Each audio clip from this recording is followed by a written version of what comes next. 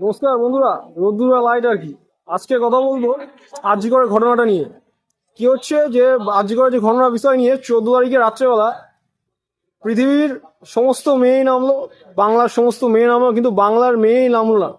কিছু বলতে পারছি না, তার কারণ যখন তখন জেল হয়ে যেতে পারে। अभी मैं गाली नहीं दे सकता। नहीं, गाली नहीं देना। রোদ্দুরের ভক্ত বুঝতে পারছেন।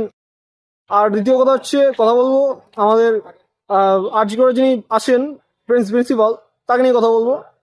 একটা মানুষ তারা বোকা চোদা লোক একটা, গালাগালি দেবো, আমি কিছু করার নেই। সালা, ওকে ধরে রাস্তায় ফেলে চালানো উচিত।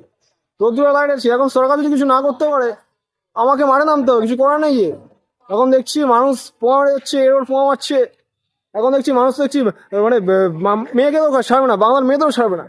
এরকম হচ্ছে, আমাকে এই রাস্তায় নামতে হবে। আপনার সাথে থাকবেন, আমরা হ্যাশট্যাগ চালাচ্ছি, ক্যাম্পেইন চালাচ্ছি, জাস্টিস করবো, উই ওয়ান্ট জাস্টিস। নমস্কার, পাশে থাকবেন।